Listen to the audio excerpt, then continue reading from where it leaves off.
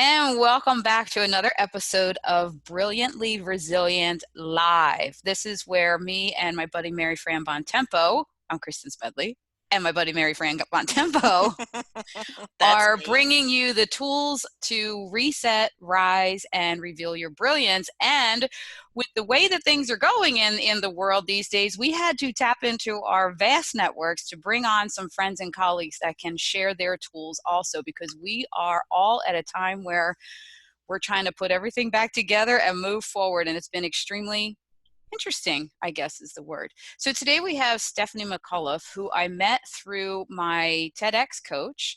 And if you all have seen my TED Talk, you know that my coach, Trisha Brooke, who was also on this show a week or so ago, all my days are running together lately, you know that she is stellar in helping us get our message out into the world. And Stephanie has quite a message to share with us today as we talk about how you reset, rise, and reveal your brilliance. So Stephanie, thanks so much for being on. Thank you for having me here. And for those of our listeners on the podcast end of this that can't see the visual, Stephanie's got this amazing visual where she's got this beautiful picture behind her of flowers and the green and the blue that she's wearing. It just looks like, this is going to be a really nice, enlightening conversation. So tell us a little bit about your story and what you do now. My goodness. So I am the fourth generation of women in my family to grow up around alcoholism. Wow. And so you and I have just in common with the addiction types of backgrounds. We do. Yeah. We do. That has to be enormously challenging. But then almost something you probably thought was normal. Well, I did think that it was normal. And I married two alcoholics. So I followed in the footsteps of the women who went before me. And when we look at some of the statistics that are out there, over half of the US population is affected by someone's alcohol dependency. Wow. And so how do we break that cycle? And that is what I have worked on. One of the biggest challenges is many of the prior generations before us weren't taught how to heal. And so when I work with clients, it's healing body, mind, and spirit. And there's a lot of the old paradigms that are out there that focus on body and mind, and we stop there. Spirit is our energy. Spirit is our heart. Spirit is reconnecting back to ourselves. And so how do we reset, rise, and reveal out of these old stories that so many of us have become so attached to that they define us? How do we step into something new beyond the old stories? And it's not throwing them away. It's honoring everything that's brought us to today so that we can create something new as we move forward. So that in a nutshell is where your reset started to happen. So Kristin and I always say the reset starts to happen after the sucker punch or the train wreck. That's when you're down and you have to get back to basics. So you kind of, it sounds like, grew up in that state of being ready to reset. At what point did you realize that you had to reset? Like this was not the way you wanted to live your life? I was working on Wall Street and commuting home one day. I was in my second marriage, and I had already been to the hospital with a heart attack scare. Oh, gosh. And from the stress because of his drinking. And this is someone I was supposed to grow old with. And I loved him with all of my heart. And I remember sitting on the boat coming home to New Jersey. And the thought just came to me as, I can't do this anymore.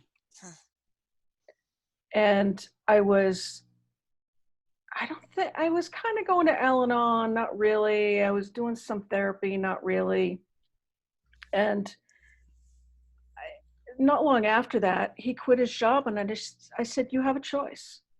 Go to rehab or move out.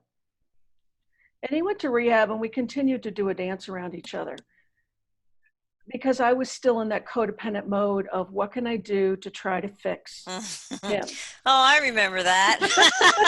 Exactly. I remember those days. Yeah. And somehow it's your behavior that was causing it or influencing it. Or did you have those experiences? Because as a mother, with David's addiction issues, you always say, well, what did I do? What did I miss? What didn't I do? What could I have done differently? Did you have that experience? Oh, I did. And I built a bubble around him to try to make things perfect so he wouldn't Mm-hmm. want to drink. Yeah. Mhm. And it was really when he went to rehab, that was one of my greatest gifts, because that was when I started going to Al-Anon seriously. And Al-Anon took me to a certain point, but it was still logical. Hmm. It was, yes, get in touch with your higher power. But I went to meetings and I continued to hear the same story over and over and over. And it made me realize how stuck I was in my old story Mm. Hmm. by seeing others reflect back to me. Hmm. And after the divorce, I somehow, the universe always brings us exactly what it is that we need. Mhm. And Whether we I want it or started not, right? it, well, exactly. I mean, and he If was only one we of could my, put our order in and Yeah, then they could right. but there's an analogy that I use in some of my talks. We like to have control. Mhm. And if you think of control like water sitting in the palm of your hand, when you try to control it, you squeeze it all out. Hmm. It's Oh, but interesting. if you just cup your hand. If you just let it be there and let it be, it It stays will, there. right? It will Yeah. be what it's going to be. Yeah. And I started getting into energy work. And I started with Reiki to be able to do self-healing. And so now when I talk about body, mind, and spirit, the spirit is helping people clear the internalized energy. Because I'm finding this situation that we're in now, a lot of people are getting triggered. And it's our old wounds that are coming up. And it's that old energy that's coming up for us to clear so that we can then reveal it and release it so that we can step into whoever we want to be on the other side of this pandemic.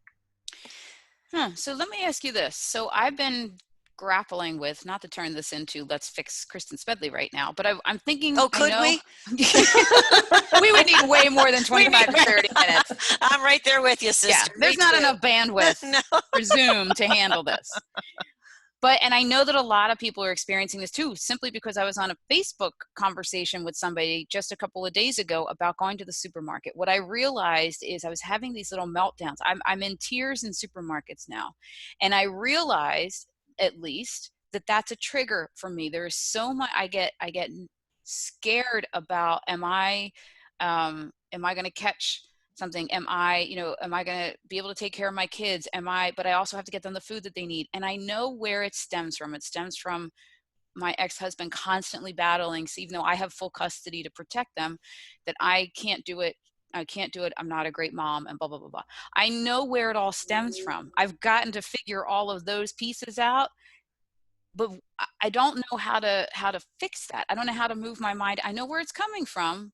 And I'm trying to now, you're probably going to say this is not the right thing to do online shopping instead of going into the supermarket, because I don't want to get triggered. But then I'm like, there's something I got to fix here. Well, and the beautiful thing is that you have the awareness. And sometimes it's not we're a logical society. We've been taught to use our mind and our brains to fix things. Mm-hmm. But if you think of a knot in a muscle, you can't think it out of your body. And that's where energy work comes in.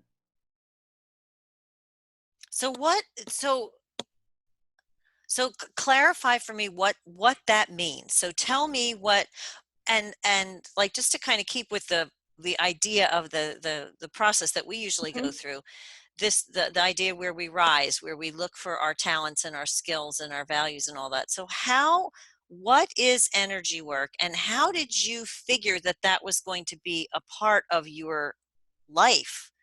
Like, where did that even come from? I mean, you were on Wall Street. Let's call it what it is. I mean, you were on Wall Street. That's not the typical, environment where you would have been exposed to something like that, or you would have heard about it through something. So where did it come from? So I trusted the process. I took Reiki 1 and then Reiki 2, and then I achieved over 2 years ago the highest level of training. And I've just become fascinated in doing my own healing. I did some of my own energy healing this morning. I've had things coming up, so I'm doing my own work on myself, and I reach out to other people. But I saw the release that came when I actually cleared the energy. So one of the easiest ways to describe it, if you think of a sound wave, that's energy. And it just flows through the environment. It's become part of my training. I've trusted the process to what the universe has brought to me.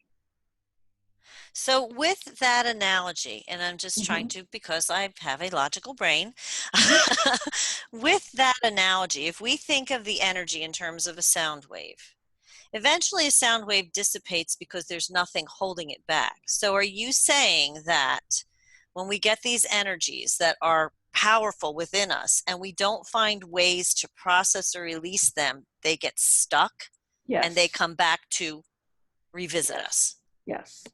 Okay. So Kristin, when you're going into a store and being triggered, and those old fears and the thoughts are coming up from your ex-husband, Mm-hmm. the universe is giving you a gift to clear that energy so that you can move forward. And it doesn't mean that fears don't still come up. Mm-hmm. It doesn't mean that we don't still get triggered. But when you can get to the point of looking at these things almost like an observer, that you're looking at it from high up and not feeling all these like dangling cords that are pulling you in every direction, or going online shopping to possibly avoid what it is that you don't want to deal with. Mm-hmm. This is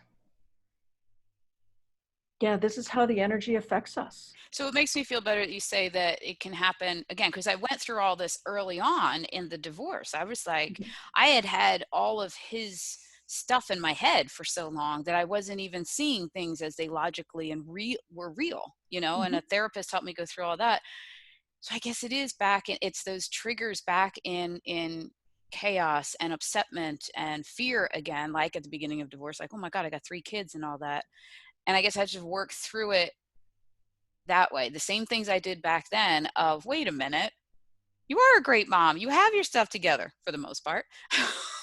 you, okay. Yeah. So I feel better though, knowing that you can go through it again. It happens again. Because I thought I Yeah. came so far. What does it matter with me? Well, and we'll get new layers.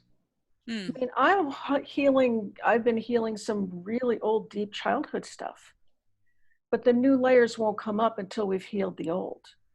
And so it's almost like a spiral, and it just, as we evolve, we're given the opportunity to go into a deeper level of ourselves. And So so, how do we begin? Okay, so you recognize this like Kristin mhm, did. She recognized that. And it's funny. I just kind of want to backtrack and make an analogy, because when Kristin and I talk to people, we say not everybody has blindness, not everybody has the heroin addiction thing to deal with. Everybody's got their own things. But for me, the experience of having my son and living with an addict, I describe it as it's imprinted on my cellular memory in some ways, like the stuff that happened. And even now, 8 years that he's 8 years clean, I can see or hear something. It takes me back just like that. Like I'm right back there again. Hmm. So how do we recognize this? We know it's there. We see where it came from. How do you begin to dispense with that or clear that negativism out? What can you do to have that, to get rid of that stuff? well, I teach my clients ways to clear themselves. And this is some of the one-on-one work that I do. Because when I work with someone, I can feel where the energy is being unwound in their body. So this is also part of, there's a physiological component to this too? Okay. Yes. Yeah. Yeah. So I love the conversation yesterday with Charles. Oh, because yeah. he talked about the biochemistry. And Yeah. so these are all connected. And it's the work of Bruce Lipton as well, who talks about, as you did, Mary Fran, about, housing this on the cellular level. Mm-hmm. And it's actually in the lining of our cells that this energy is held. So there are certain things that we can do on our own. And then sometimes it's like going to a doctor, or you go to a healer. Or a And good massage therapist who needs it out of you. and that's I part of mean, it I as can well. imagine that that's Yeah. part of the process, because Yes. when you have someone, it's an interesting way to look at it, I guess, because when you have someone giving you a massage, I had a massage way before all this started, back at the end of the summer, and just had this knot in my shoulder, and this woman was kneading it and pushing it, and oh my gosh, it hurt. But by the end of it, that stress was gone. It was out. So it's interesting to me that people resist thinking about these things as having an effect on our energy, when of course they do. Like, how And could they it's not? right, and it's so vitally important. And we've also been taught to be okay with just enough. So we'll do a little bit and we'll feel a little better, and then we go on with our lives. Well, now many of us have been given an inordinate amount of time. And I see a lot of people who are going down the rabbit hole of Facebook and social media, or just watching the news all the time. And all that's doing is it's stirring more things up. We really do have a choice of how do we want to rise and be when we come out of all of this physical distancing. I'm not going to call it social distancing, because we're here together. Right. But we're being given this opportunity too, as we're being triggered. What's there? What do I know that's true? So it's getting back to those basics of Yeah. understanding yourself. Is there something that I need to forgive in myself or in someone else? And allowing ourselves the grace of time to go through the process, because it doesn't happen overnight. Yeah, we all want it yesterday. I do. But again, I mean, I'm still experiencing it 8 years after the fact of David being, clean and sober. He's there. Literally the hair on the back of my neck can stand up sometimes. Yeah. So so you started a practice, I presume? Yes, I work one-on-one with clients. I've been doing this for a while. And kind of last year I traveled for 9 months, not fully knowing what it is that I wanted to do. And it's here. And I'm fully stepping into this healing work. And I did healing work while I was on the road.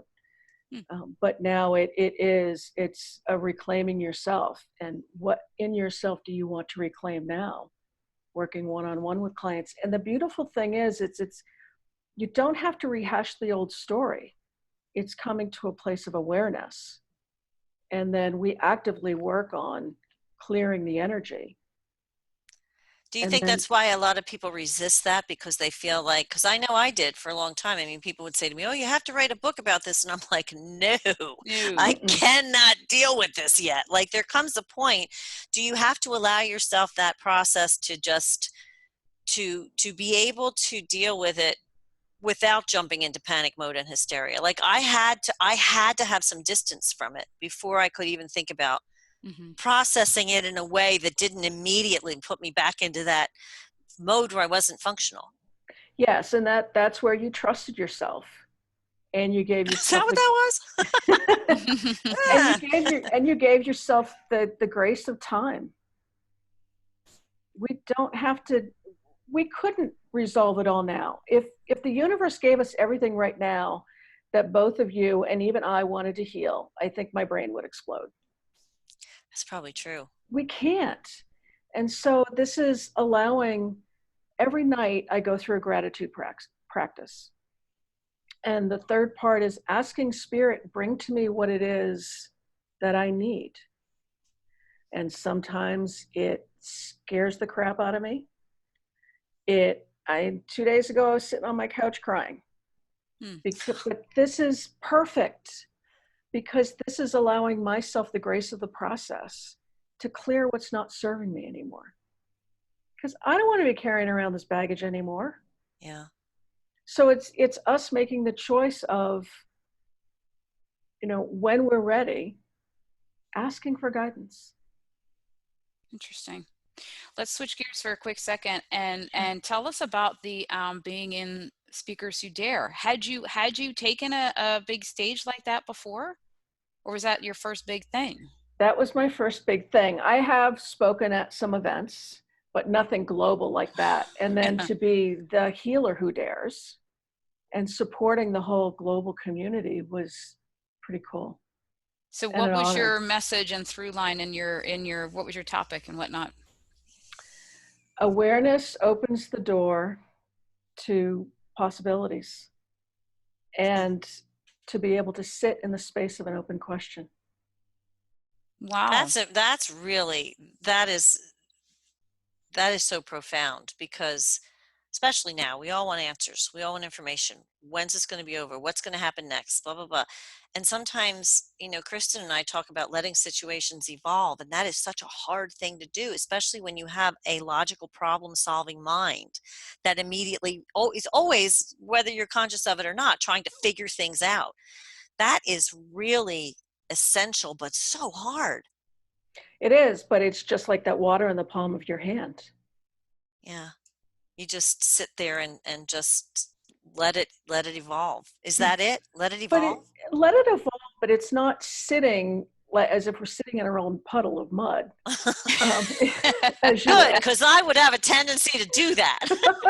And I used to as well. I was stuck in my old story for years. It's journaling.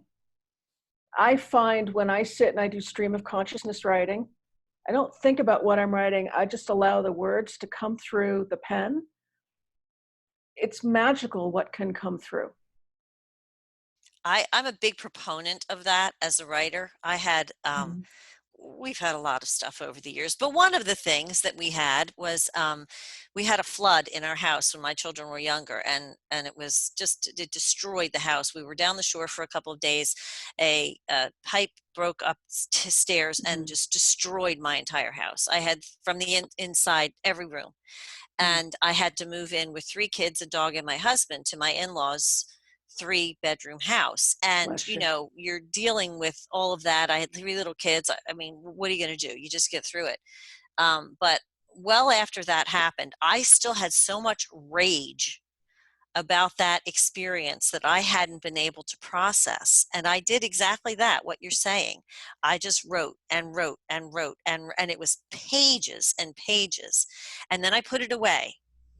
And a couple weeks later, I took it out and I read it, and I was like, whoa. Whoa. Mama mad. I am nuts. I mean, I was nuts. But here's the thing. The crazy was no longer in here. It was on the page. Mm-hmm. And then the best thing you can do is take those pages and burn them. And that's exactly what I did. And I felt so much relief. It was astounding. Yeah. It was astounding to have been able to do that. Yeah, I once wrote a 30-page letter to my second husband because he wasn't emotionally available to have the conversation. Yeah. And so that was a way for me to be able to release just all these thoughts. And there were a lot of FUs in there. And then I was like, all right, but I needed to look at my part as well. Yeah. Yeah. But yes, there's something really cathartic about putting a flame to that paper and watching it burn and watch all that energy turn into ash. One time when I was fresh out of college, I was a teacher, and I taught in a 3rd grade classroom in inner city Kansas City that I had no idea that Kansas City had such horrible areas. I thought it was this happy place in the Midwest, right? Everybody's singing Oklahoma. Yeah, right? Horrible. And I always say to my kids, because they're like, how bad was it? I'm like, at the school I was at, in that area, they didn't even deliver pizza. Like, it wasn't safe to deliver pizza. That's how I had the kids understand that environment. And I was this was my life's dream, to be a teacher. And I had had so much success. And then I walked into this environment that I was so outside of anything I had ever known of. I was scared out of my mind that I would not be able to control the class. I wouldn't be able to relate to the kids. I was just paralyzed in fear. And at the big, before school opens in August, they have the big, all the staff together and everything. And the somebody in the staff had everybody write, what is your biggest fear this year, for in your classroom or whatever, you as a teacher. You had to write it down, and then we burned them. And I wrote, of course, everybody was like, they had like, I don't know, 1 or 2 words. And I'm like writing all this stuff, I'm like, is there another piece of paper? I was crying. I'm like, oh my God, I just didn't know what to do. And I was so far from home. I didn't have anybody in my network. But I'm telling you, I lit that sucker on fire. And I ended up having one of the greatest years of my life. I was exhausted at the end of the year. Of course, at the end of that year, I was like, man, that was the hardest thing I'll ever have to do. Nothing's going to be hard compared to that. I never should have put that in the universe. Surprise. However, it was the most incredible year, and I never had a problem with any of the kids. I mean, the first couple of weeks were an adjustment, but then it was like, there were other teachers. I was just telling the kids yesterday, my kids, about how I was 3rd grade, and the 4th grade teacher, all the kids would intentionally get kicked out of her classroom to come into my classroom, and I taught 3rd and 4th grade every day. It was crazy. But releasing that fear, what is that? What is that about, that you burn that paper? What's the mechanical thing there? It's an intention. It's really is, you've done the big release when you've written. And so I led a 3-day workshop in New Jersey in January, and we did a burning ceremony, and it was the intentions. So you can even do this yourself on the new moon, write your intentions for the moon cycle. And then during the full moon, make any adjustments that you want. And then at the end of the cycle, you can burn them, because you've accomplished what you meant to accomplish. And releasing it's a ceremony. If you think of Native American or many other spiritual practices, it is acknowledging what it is that we're fearing or what we want to call in, because you can do both. And then allowing that energy not to just sit on that piece of paper, but to go up into the ether. I guess it's like what we were talking about on Sunday, Mary Fran, about in surrendering. And, you do everything you can, and then you just got to let it go. And then you can rise. That was kind of our thing. Then you rise from that place of letting it go. Mm-hmm. Absolutely. Sometimes you got to torch it. Make sure it's gone. Well, and it's almost like if you think of a dandelion head, and when you blow on it, all those seeds get dispersed. You're putting that energy out, and not all of the seeds become plants, but it's connecting with the essence of what you're releasing, or what it is that you're calling in. The form, how it shows up, isn't our business. And that's part of the letting go of control as well. Yeah. Ooh, that's another hard one, though. That's a toughie. So yeah, I call. No, go ahead. I call control the 7-letter C word. That's a good one. I like that is a good one. So give us some ideas of how we can, moving forward during these really challenging times. I mean, clearly journaling is one thing, but because obviously we can't get to see people all the time, and healers and helpers and all that. So what are some things that people can do on their own to like move this process along? It's a perfect time to get rid of a lot of junk. So how can we do that? Well, there are people like myself who do distance healing. Okay. So there are healers out there who do work distally. It is when something comes up, though, acknowledging it. We can meditate on it. And sometimes I like to do walking meditations. There's a river across the road from me, and I will walk along it, and without anything plugged into my ears. And a lot of times the answers that I'm seeking or further insight comes when I'm out on that walk. So when you do this, though, you do it without an agenda. You just let that, whatever that thing is, Mm-hmm. like you said, you hold it in your hand, you acknowledge what it is, but you don't put any kind of, it should be this, I want it to be that. You just let it sit there, be there. Yeah, and there are times where the answer will show up 2 days later when Mhm. I'm in the shower. When I'm not thinking about it, they come through. I get amazing thoughts when I'm in the shower and when I'm vacuuming my floors. Right. But don't you think that's because you're occupied, your mind is occupied with something that you're not thinking about, and those channels are kind of open? Yes, because we're not trying to control when or how we're receiving the answer. Yeah. Interesting. Meditation is great, movement. It's not allowing ourselves to keep things bottled in. So people are out walking and doing all of that stuff now. That's a perfect time to do this, to just let the thoughts in and then just let the thoughts in, but without trying to work them and knead them and fix them, and because that's what I try to do. And no one's allowed to come up and talk to you anyway right now. Right. Right. So it's perfect. You can ignore people and act like you're just being socially responsible. But really, it's all about you and fixing yourself. It's perfect. And I want to say something about fixing ourselves, because we're not broken. True. I like that. Yeah.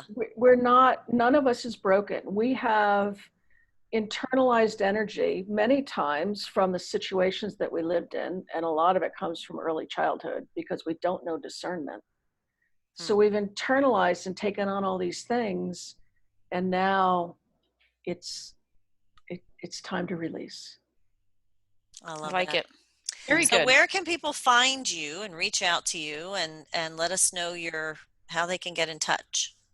So the best place is via my website, which is Stephanie B. McAuliffe, STEPHANIE, B as in boy, MCAULIFFE, 2F's as in Frank.com. And from there, you can connect on Facebook and Instagram.